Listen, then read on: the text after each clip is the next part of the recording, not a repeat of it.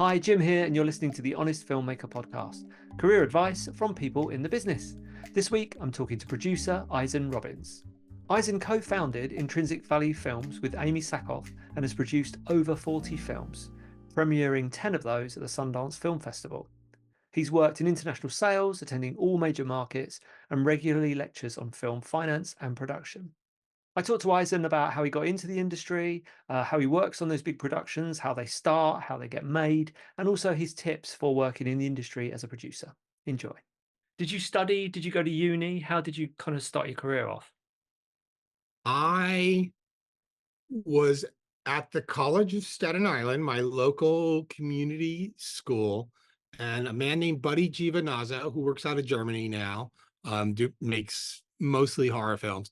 Um, I took a film elective.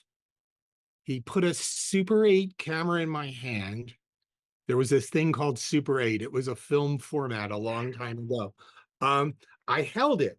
I was like, this thing, I just didn't know people made movies, right? Like it just didn't occur to me that people made movies.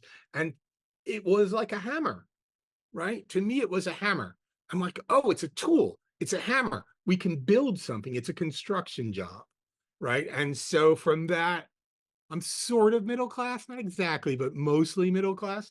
And so from that perspective, it just sort of hit me that there are human beings who make movies. Now, I wrote the sophomore, junior, and to some degree senior high school plays. I was an amateur actor, just fooling around, having a great time. So in my youth, I was Rocky in the local Rocky Horror Picture Shows. That was really fun. So that all said, I enjoyed that, but never did it occur to me that that would be a career choice. And that day, when I realized you built these things, and it was powerful, um, I was hooked. And like it all, I mean, there were breadcrumbs leading up to that for sure. So then there I am in university, flipping my major um, from psychology, I guess is where I was heading. And I will tell you that the abnormal psych classes I took have been incredibly useful Right. in filmmaking. So unbelievably useful. Um, I flipped my major pretty much that week, right, to film theory and history. Um, I got a master's degree. I just stayed in college for a long time. Mm. Uh, there were little moments you don't know. There were moments where I applied to NYU, got into NYU, was at NYU, and was just like, oh, I don't, I don't think I'm a writer director. I really can't sit still, right? Like maybe if I had discovered Ritalin, I would have been fine, but I did not.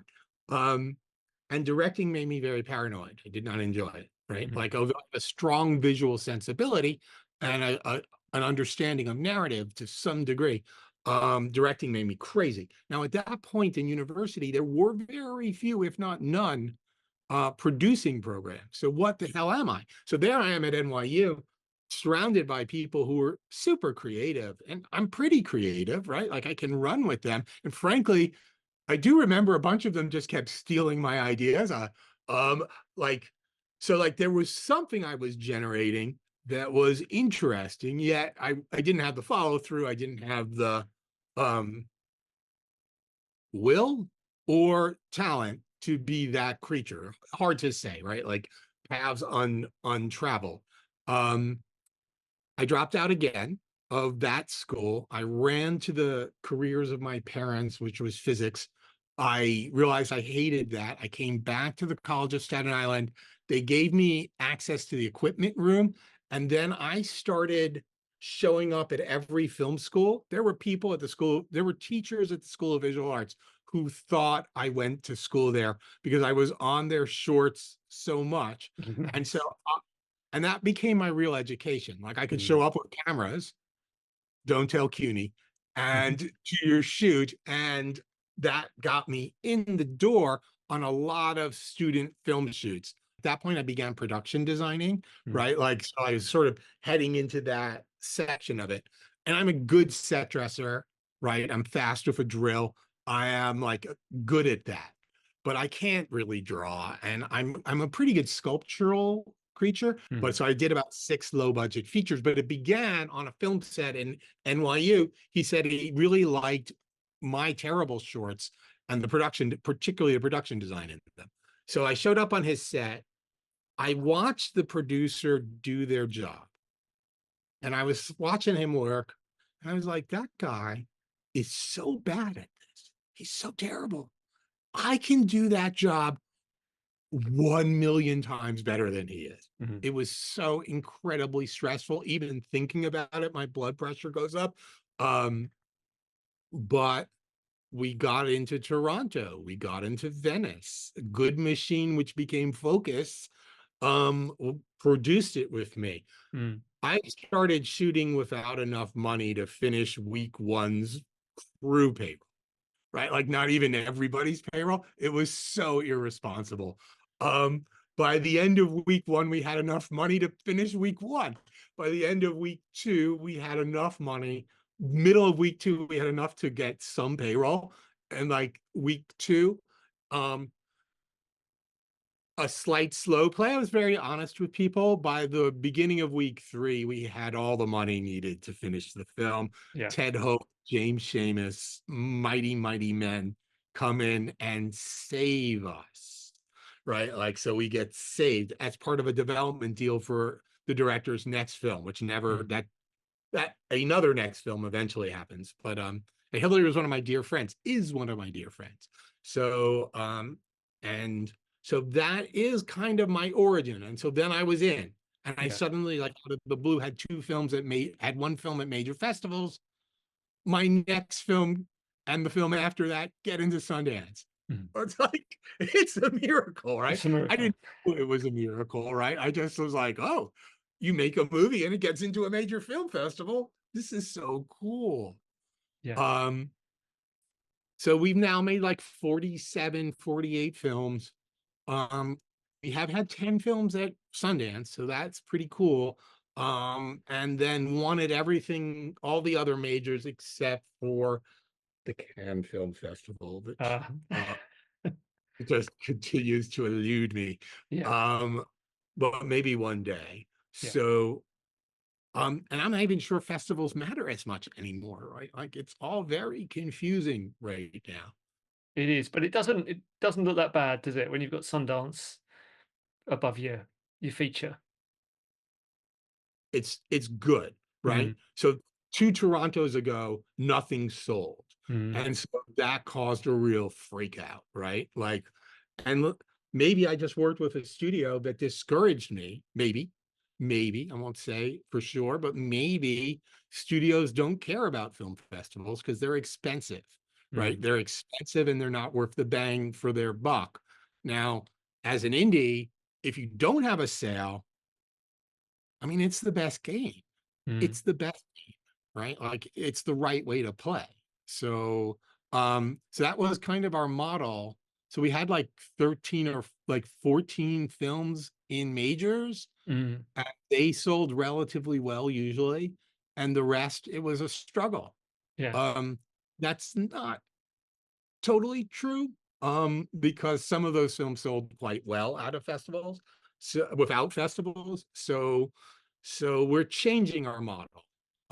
Did I answer your question? Yeah, So yeah, yeah. That was I think from what I took away from that was entrepreneurial style filmmaking from the start and kind of learning everyone's job on set, which then led you to make these other films and sort of not luckily, but you've got into these major film festivals, which I'm sure made a huge difference. Just talking about Sundance for a minute, because it's not one I've ever been to, and obviously I'm closer to Cannes. We go to Cannes.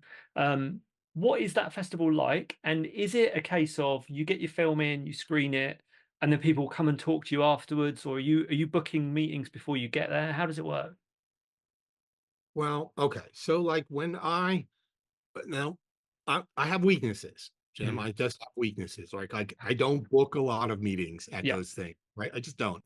I'm like I'm just going to sound terrible, but it's very important to me to be on every list at Mm, Sundance, mm, even if I'm not going to your party. It's yeah. very I do not. I'm probably over this, but that is my thing. I was at every event that I could get to. Um, and you could try my name. So if you're at Sundance, just try my name at the door. Right? Like It it might might work. work. Yeah. so so with that used to be super important, and I was involved in some of the first party lists, like Mm, that Carmichael and some other my delightful scoundrels caused like the early party lists, and I was helping. So I do that a lot. Usually I have a film there, right? So I tend to go when I have a film there. I've gone 3 or 4 times without films. It's mm, lovely. It's mm, very relaxing. It's super relaxing by comparison. So we're there. Like when I'm there, I'm usually like wrangling talent, trying to get them into interviews. I'm trying to get so like when you have a film there, it's just different. I am trying to I watch one movie. mm, It's the movie I came with, usually, and it is the thing I have to like super just focus on that. So like my brain is not elsewhere having doing something. I'm trying to focus on what's the next move I can make, because like sometimes I don't know what my next move is. Right? mm. I just don't know. And like I wait and I think and I try and I make phone calls, and then like all of a sudden at the last second there is a move. So at Sundance, I'm leaving the space open for that move. Like, can I get this actor in here and get move this and like get the oh, like I can get the director or manager. That's cool. Right, like but like looking for opportunity to increase the sale, the publicity, my career, like, but I've been bad at that part. Like Mm. we're really like in a existential moment of rethinking it all. Um, You're doing all always. right. You're doing all right.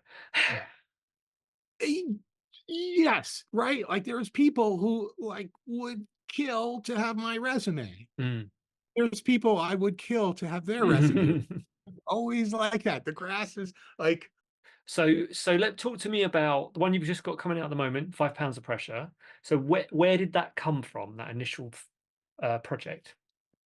13, 13-ish years ago. Wow. Okay. Um, I was at a party with a theme of the day. So I was at a party and I started talking to this fellow named Phil, and I was like, go. He looks like a rock and roll dude, but there's something about his intellect, right? Mm. Like this man, I'm like, I am definitely drawn to like the very, very smart. I just am. Um, like I am. So I'm like, and maybe it's a flaw, but he's a genius. And so I start talking to him, and we're just rolling through things and topics and having a very good time. And then learn he's a filmmaker, and he sends me a script. I never read it. Right? It's probably 14 years ago. About 6 months go by. My head of development at the time, Joe, just is like, you should read the script. It's quite good. It has some actors involved. You should read the script. You should read the script. And so he tortures me. Joe does not let me go for another 2 months. So 7, 8 months after he sends me the script, like a total a-hole, I call him up and I'm like, hey, got around to reading your script. 7 months later, Yeah. right? Like jerky. And he's like, all right, and so we get together and we try to make that movie. Like I join up with his team with Steve Carr and Phil Alaco, and we and some other producers who don't make it. And we struggle to get the film made, and that cast kind of ages out, Mm. right? Of and or has their problems and what like so on and so forth. Careers change. Um, 6 years ago. So then we go and we make another movie with Phil called The Truth About Lies, because we can't get this one made. We make a lower budget movie. And then that movie's picked up by a particular company. In that company is a billionaire. That billionaire asks Phil, what else is he working on? We have this great like follow-up comedy Mm. And there's this old script, 5 pounds of pressure. He reads 5 pounds of pressure. He's like, I will back offers. I will make your movie. Mm. I'm Wow. like, okay, we're on. Yeah. And we start making offers, and we get to the fantastic Luke Evans. And he says yes. That's 5 years ago, Yeah. right? We catch a young actor who has a lot of friends who are hitters in our end of the world.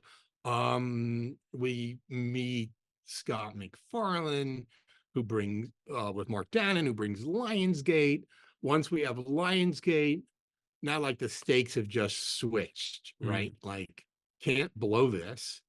Um, for us, it's our second kind of studio, so we get serious, and we just it has been a it really has been the hardest movie of my life. Mm. Like, just folks, you're not like I just didn't expect movie 46 to like shut me down for a year of combat Mm. to get the thing into like shape to put into the world. It was Yeah. brutal, it's very hard. Um, we won't go into that. But it did get into the world, and it will continue to get into the world. And I was at the this weekend. It was this weekend. I was at the after party of the very gentle release in New York. And the theater was packed, and it was filled with the director's friends. And I was at this party, and I'm a little COVID averse Mm. because it's been rough. Um, so like I'm not really jumping into the party. I'm sort of hovering on the outside of the party, pulling people off who I know. And it's nice. And I see the director, and he's surrounded by people he loves and people who love his movie. And he has a big, giant smile on his face. And I like, I wave, but no one sees me. I just put my hand up, and I walk out the door, and I close the door behind me, and I say, next. And it was so satisfying. Mm. Um, so to me, I think I kind of do it a little bit for them, Yeah. right? Like I'm a director addict, like an enabler, an art enabler. Yeah. I like being next to this creative fire of these geniuses. We're getting pickier. Mm-hmm. Um, Phil is the nicest person with talent I have met. Mm-hmm. Not to say I haven't met other nice people with talent, Yeah. but he is exceptionally nice human and gives a shit about other people. And so in a real way. And so much so you follow him because he's such a good person and you want to help him. Right. And Yeah. it's an interesting way of running the ship. Yeah. Does it so it sounds like these projects are exciting and you're into them. Where does the sort of business head come in? Does it come in? Is it always talent first, project first, or are you constantly having to figure out, is this actually we're going to be able to sell this, or how does that work? Yeah, we're changing because oh, this movie can't be sold? Really? Oh, yeah? It can't be made? I'm gonna make it. God, Mm. like, I'm the underdog boy, right? Yeah. I will we were so anti-macho, we became macho. Mm. We were so, uh, challenged for a long time. I mean, 20 plus years. Mm. That was like, yeah, oh, no one can make this? I can make it. Oh, like super producer A, B, and C have failed on this? Let me pick that up and get it made. Yeah. I am not so sure that boy was so clever, right? Like with that, I mean, I love a good brawl, but Mm. um it's like my decisions have been very hard decisions. Like they have not made the path easy. Now I have no clue. But so we really are assessing stuff. Like Yeah. earlier in the day in Los Angeles, a meeting happened, and it's nice script and there's money, and we're gonna pass, Mm. right? Because we don't need to make that movie. Yeah. And so like I used to say things like, like you emailed me, what are your mottos, right? Mm. Like, and so mottos used to be multiple attacks, multiple targets, Yeah. and firm intention, loose direction, right? Like, so that philosophy, quasi-Buddhist, was, the door opens, you go through the door, right? Like I have this vision of the end of the goal. But when you keep going through doors, I'm changing my motto, I think. Like we're going Mm. to use to just go firm intention. Yeah.